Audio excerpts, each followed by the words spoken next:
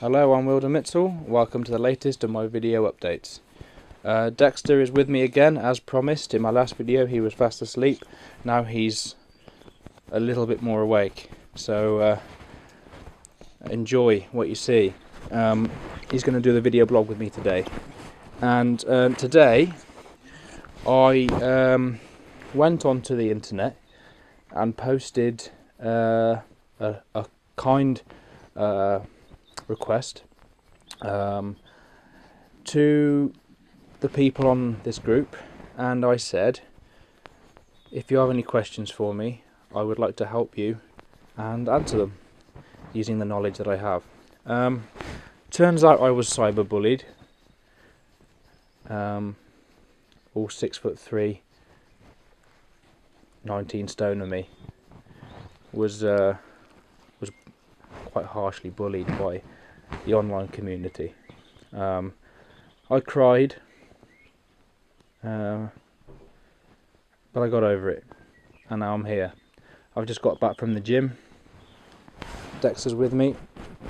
He cheered me up after the onslaught of hate that was sent my way via the keyboard.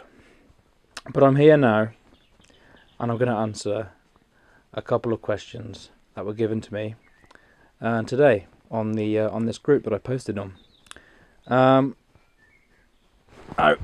considering my line of work, if you will, being a competitive bodybuilder, the questions that I expected to receive were what I thought would be on the subject of nutrition, training, etc. However, the first question I got that really stood out as being a worthy question to answer for you today was, what is my Viking name? Now, I am a Viking, and my name is Bjorg. I hope that answers your question. Before I had breakfast this morning, I went out raping and pillaging, and I was back by about 11 AM. So only a short session today, but I got my morning session of raping and pillaging. So yeah, after that I parked up my longboat and gone on with the day, been to the gym, got back, and now I'm here with you answering the question. So my name is Bjorg, and yes, I am a Viking. The second question that I got was, am I Zangief? Now, that wasn't a question from only one person. That was at least 6 people asked me if I was Zangief. And yes, I am both a Viking named Bjorg and the Street Fighter character Zangief. So I hope that answers your questions. I hope that you're happy with my answers. And now on to some more serious questions. Tips on shoulder training, carb cycling, and lat exercises. As a Viking, shoulder mass is important. As my day-to-day lifestyle dictates that I should be able to shift a lot of poundage, and so strong shoulders are a must.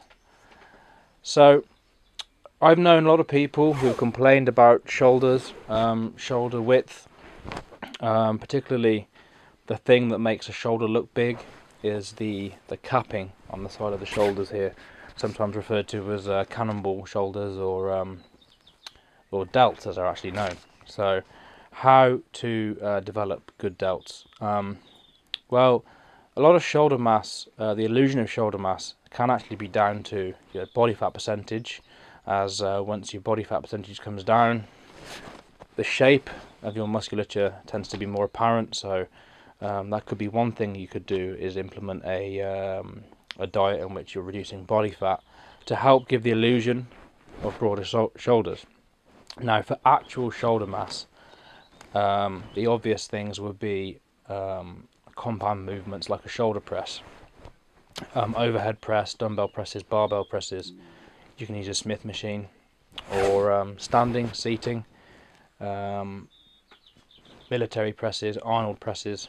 There are so many different types of shoulder movements. Now, I would say keep it simple. One pressing movement and one isolation movement, like a side raise. What I do is I'll do a 1 week I'll do a seated shoulder press, whether it's with a dumbbell, a barbell, or a machine. Only one. And then the next week, on almost like a cycle, I'll do a standing shoulder press. Now in my gym there's a standing shoulder press machine, but for most people it would be a squat rack, lifting it off a squat rack and doing some bar presses, or you could do dumbbell presses, alternative hands. But yeah, so I'd say a pressing movement. Now what I spoke about previously was a rest pause training, so finding a very, very heavy weight, finding your 10 rep range, and then trying to get 12. Okay, get 12 on that heavy rep on the presses, count 12-15 seconds, resume the pressing with that same weight, only this time you're taking a few reps down.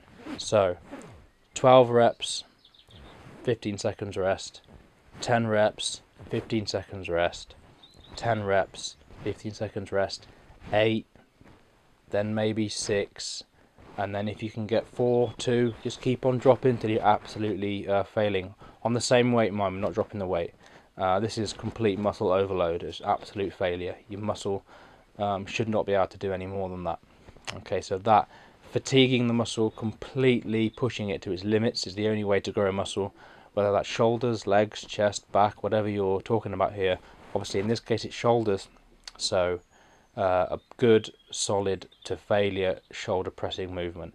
I know it sounds pretty simple, and maybe you were looking for some tips, some trade secrets, some previously unknown to the public thing, but it's very simple. It is literally just hard training, shoulder presses.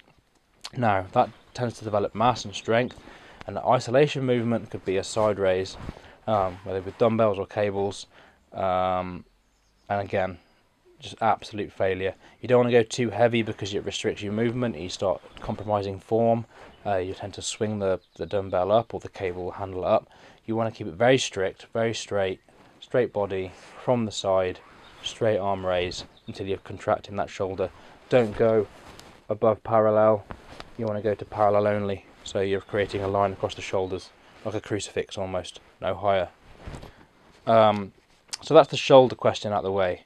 I know I didn't go into too much detail, but rather than doing one question, I wanted to get several done in one video. Carb cycling. Somebody mentioned about carb cycling, lowering their carbs and calories and stuff like that. Well, I've actually got my plan here, so this is exactly what I'm doing. Now obviously you need to tailor it for your body weight, because I started the plan at about 19.5 stone, so you need to change it for your body weight. But I hope this gives you a good guideline as to what kind of ratios you should be working with. So I've got 3 different days: a medium day, a low day, and a high day. And when I say high, low, medium, I mean carbohydrate intake. That's what I mean by that. So a medium day would consist of, for me, 180 grams of carbs, 235 grams of protein, and 50 grams of fat. A low day for me would be 40 grams of carbs, 250 grams of protein, and 100 grams of fat. And a high day for me would be 300 grams plus of carbs, 150 grams protein, and 50 grams of fat. Now that's been worked out, calculated, and tailored for me, for my body type and weight and height. What I would do is, obviously 7 days in a week, I would do 5 days of that week would be medium carb day. 1 day would be a low day, and 1 day would be a high day. Now I'll probably do that for about 3 or 4 weeks, and then I would then adjust the numbers slightly. So the macronutrient total stay the same on all 3 days. Medium, low and high, they stay the same, except for rather than doing 5 days medium, 1 low, 1 high, I'll then do 4 days medium, 2 days low, 1 day high. Then after a couple of weeks I'll do 3 days medium, 3 days low, 1 day high, and I'm keep processing that kind of reduction until we're looking at like 4 or 5 days low, only a couple of days of medium and high. Now the point behind this is that you get your body used to one amount of carbohydrate intake, calorie intake, and etc. And then when you completely shock the body by having a high day, which I would not typically call a cheat day, actually my high day is my cheat day, is I'll take in so many calories, so many grams of sugar, so many carbs, that it shocks my body completely, so that when I go back the next day to a low day or medium day, or my diet is clean, or my carbohydrates are considerably lower, it completely shocks my metabolism into processing further fat loss. Now if you're going to have a high day, make sure, so say your high day is a Sunday, which it is for me, the Saturday should be a low day or a medium day, and the Monday should be a low day or medium day. And the reason for that is you've kind of got that shock there, so low, high, low, and that extremity is what causes the fat loss. Ironic as it sounds, the day where you eat most calories, most carbs, is really the thing that triggers the fat loss because of that shock in the system. So carb cycling works. There are other things that you can use to lose fat, like ketogenic dieting, which is essentially carb-free for so long the body goes into ketosis, and you start burning fat for fuel as opposed to carbohydrates. That's something I can discuss another time if you wish, if you ask me that question at a later date or you're interested in discovering more.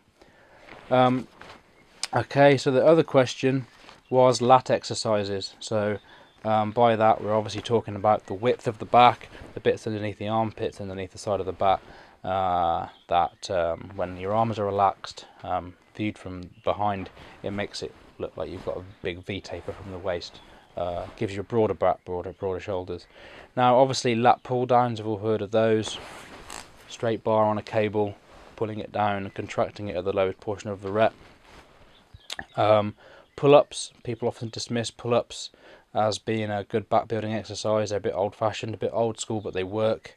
You could experiment with grips, underhand close, underhand wide, overhand close, all targeting different parts of the lats, and all of them should be included.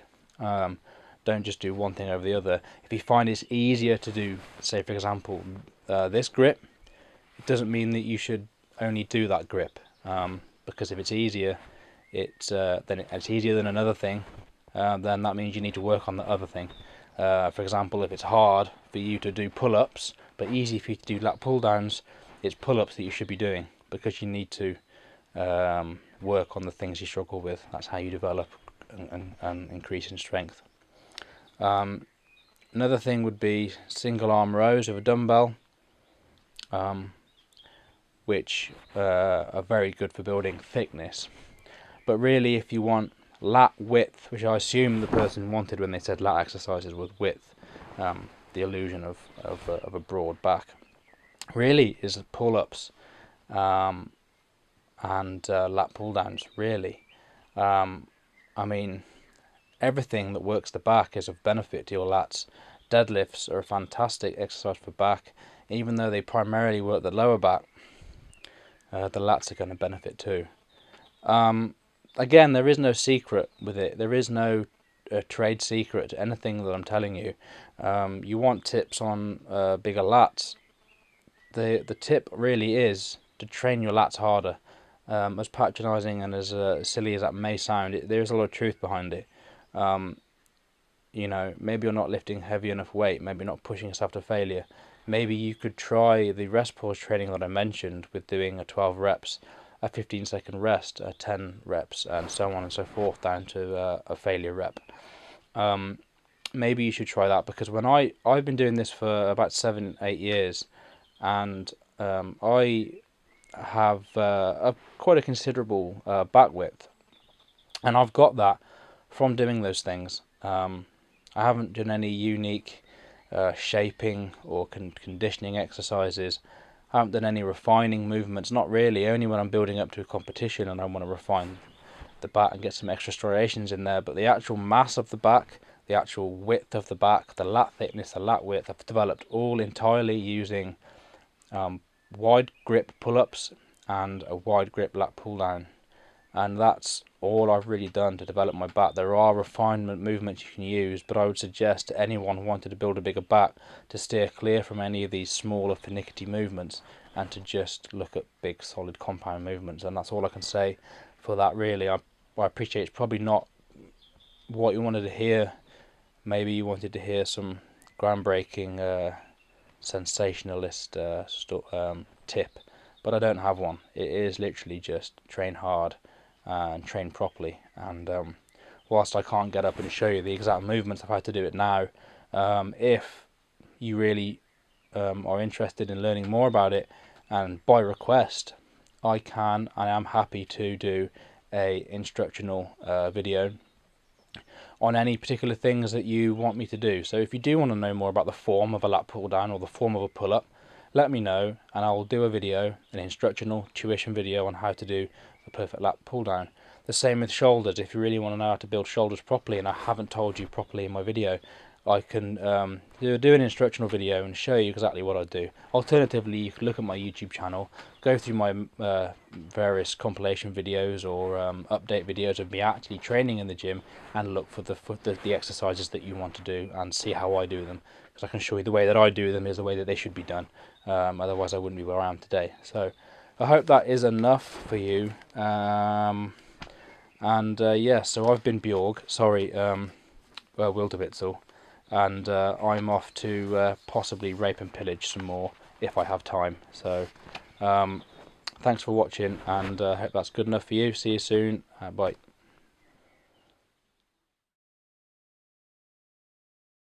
Oh. Oh. Hello. I can't use that.